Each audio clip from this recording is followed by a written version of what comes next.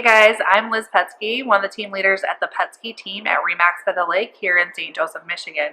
Today I'm going to talk about the process for a buyer to purchase a home. We have 10 steps in that process.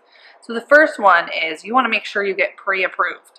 If you fall in love with a home and you're not ready to purchase it or don't have proof of it, that seller is not even going to look at your offer. So that's the first step in the process. Meet with a lender, make sure that your finances are aligned, provide them with proof of funds, get your credit score pulled so you know what kind of home you can purchase. Second step in that process is to find a realtor. Now, how do I find a realtor that's going to work well with me? There's a couple different ways you can do that. One, ask your lender. If you're already pre-approved at this point, ask them, what are some great realtors in the area that they've worked with in the past that are great with helping with first-time home buyers. Another option is a lot of people like to search on the internet and get feedback. We're the Amazon Society, where we want to see reviews of anybody that we work with or anything we want to purchase. So search on Zillow or realtor.com, see how many past sales that realtor has had, see what their reviews look like. That's the first step in the process there. Also, maybe you're driving through town and you see somebody that has all the signs in town. Obviously, they know the local market. Also get a second opinion. Check on Zillow for those reviews. Check on realtor.com, or ask a friend that maybe had just purchased a home recently in the area.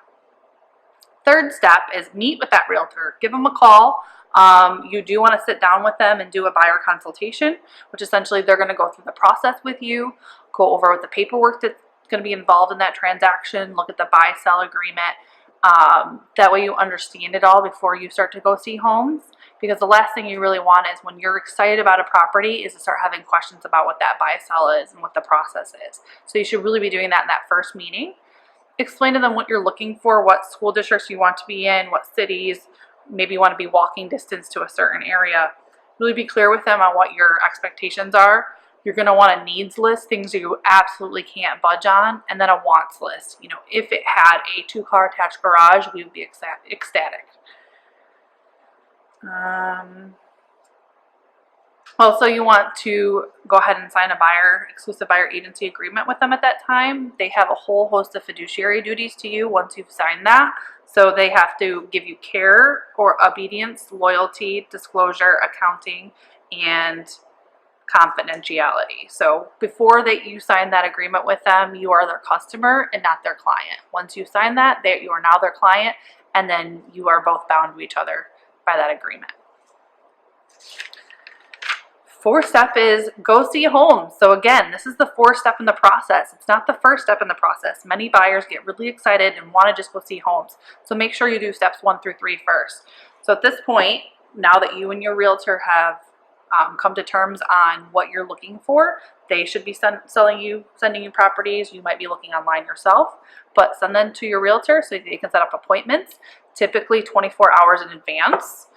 If the home is occupied, you want to give those current owners or tenants some notice. If it's vacant, sometimes you can get in there earlier. Make sure you bring a checklist with you on your absolute must-haves. It's really easy to get swept away by a beautiful kitchen or a beautiful master bedroom, and you forget that you absolutely needed a certain feature in the home. And maybe that list will change as you go through different homes. You might be willing to give up one thing for another, but make sure you communicate those changes to your realtor so that he or she is finding the right property for you. Next step in the process, number 5, is writing an offer, the exciting part. Make sure that you're prepared to write an earnest money check. Typically in our area here in Southwest Michigan, 1% of the purchase price is typical. Otherwise, 5% if it's a cash offer. So 1% if it's a finance loan, and 5% if it's a cash offer. That you're going to fill out all that paperwork and sign it, and then they'll be submitting it to the listing agent or the seller if it's a for sale by owner. Typically, you give them a period of time to respond to your offer. A couple things can happen there. They can either reject your offer, where they just say, no, it's too low, we're not going there. And they can do that by formally rejecting it or just not responding. Number 2, they could counter your offer, either verbally or in writing. Or third, they could just accept your offer outright. After that happens, we're under step 6. If it's accepted, we have the inspection period typically. So whatever those may be, if it's a home inspection, radon, well, septic, sometimes there's DEQ permits, whatever it may be. There's a typical 10 business day period where you get those inspections done. Usually your realtor can coordinate those for you, get those done, you get your report back, and then you have that period of time to make your asks, or so either make repair asks, you can ask for credits, or at that point you can walk away from the deal if there's anything that's glaring that doesn't want to make you move forward with the transaction. Also during that period of time, if you're financing the property, that is also happening in the back scenes where there's an appraisal happening. Your lender is gathering documents from you. So if they ask for anything from you, time is of the essence. They need that right away. So if they need 2 months bank statements, make sure you're providing that as soon as you possibly can. So they're working all of that, processing and underwriting in the back end. Also, title work has been ordered. So from the title company, they're gathering information on easements and liens and the history of the property to make sure that there's no claims to the ownership of the property. The next step is clear to close. So waiting from that lender. Once they give us the clear to close, that means they've approved the whole process. We're ready to go ahead and schedule your closing. So the next step in the process is that scheduling the closing, and then you want to do a final walkthrough on the property. So essentially at that point, you're looking either earlier in the day before your closing or the day before closing after the sellers have vacated the property to make sure they didn't take anything that was part of your buy-sell agreement, like grandma's chandelier was supposed to stay and they took it and swapped it out, or a washer dryer that was part of your contract.